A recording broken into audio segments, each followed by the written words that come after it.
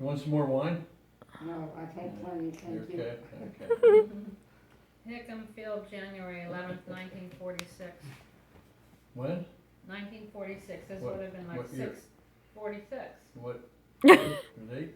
January 11th. This was like, It was before I was born. yeah, it was 6 months before they got married, Ah, okay?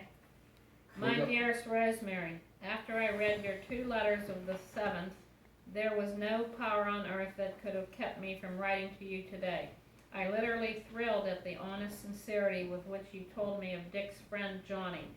It would take the most wonderful woman in the world to do such a thing, and you're it. Of course I understand the situation. Darling, I'm glad if you had a nice time New Year's Eve. I felt badly at the thought that you might have forgone going out on that night of nights. As long as you thought of me at least once, I'm satisfied. One thing though, I'm slightly jealous over the thought of you passing your sweet kisses along to these other men. Did you do that? No. That is, unless you like one of them, don't do it.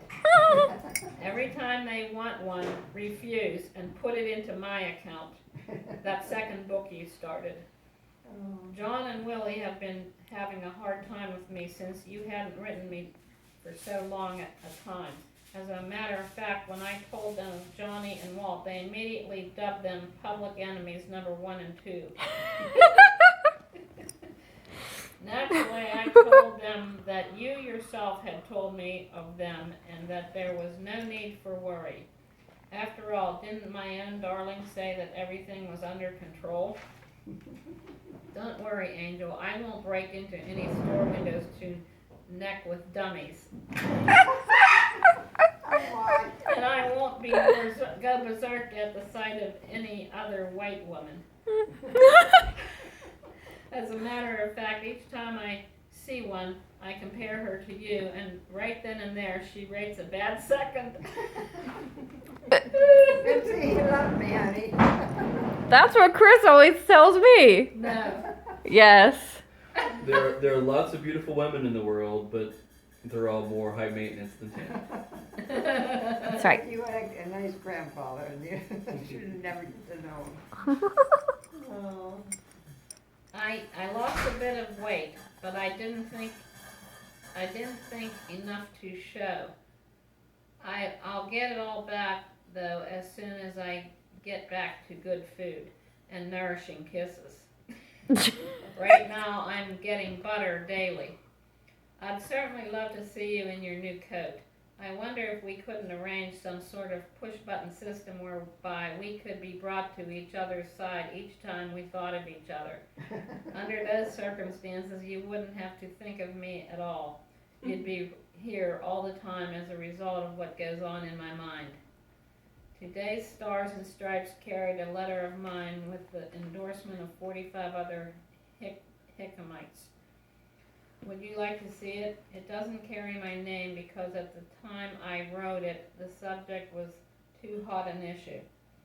John can prove that I wrote it though. This is the one that has that other guy's name on there. Mm-hmm. Tomorrow's demonstration is going to be held at Fort Shafter, and it promises to be the rally of all rallies. With its close, our committee is going to disband and quietly await results. I'll be able to devote the amount of time you deserve to thinking of and writing to you. Love, Tony. P.S. Please write more and more often. P.P.S. John addressed the envelope. There you go. There we go. Nothing's crazy going on there. So you had a grandfather that loved children, and he did. He played with them, talked, and then tried to teach them things. Yeah. And, you know, like I say, he died, you know, we went to bed, and he said, didn't feel good. I said, well, get you something. No, just come to bed. And 10 minutes later, he was gone. So I was glad he didn't linger and he didn't suffer. Mm-hmm. It's true. Okay, Yeah. this one's January 10th. I think it's the day after that. 1946. My dearest Rosemary, I know how men felt in the not so far gone days when they had to fight on for days without sleep. It's rough. I haven't fought with a gun, but I haven't seen a bed since the morning of the 8th. And it will be the 11th in an hour and 10 minutes. I might also state that in my battle, I've talked with until I'm hoarse. As I told you in my last letter, Tuesday's meeting was a small one. Only 3,500 attended, but those boys elected me to a committee of 40 for the purpose of organizing a rally at the stadium. From that moment on, the 40 of us called ourselves the Demobilization Action Committee, and we didn't sleep a wink. It was all worth it though. 15,000 attended. My specific petition was adopted as reflecting the feelings of all present unanimously. Oh my. It was signed by thousands and mailed to the person to whom it was directed. As a matter of fact, my 5-point program was printed word for word in today's official press release. Mom has the clipping if you'd like to have it. Read it. Thus far, everything has been good. Now for the bad. All 40 of the DAC members were called to task by a staff of 3 colonels, including the Hawaiian-based commander and their stenographer, who acted as secretary and copied every word that was spoken. Needless to say, we read those articles of war pertinent to mutiny and sedition. All of that went for naught, though, when General Richardson came out with a statement of approval of our rally.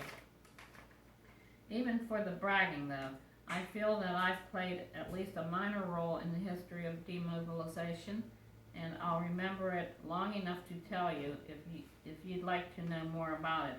In the meantime, I'll focus my attentions on the island-wide meeting here we're now planning. It should take place on Saturday afternoon, and at least 50,000 GIs should be in the attendance. Oh my. General Richardson has authorized us to publicize it through Stars and Stripes in the Armed Forces Radio Service. For that reason, I may not find time to write to you before Saturday. It's really a way of saying that I'm trying to get myself home sooner to see you, you know. You understand, don't you, darling?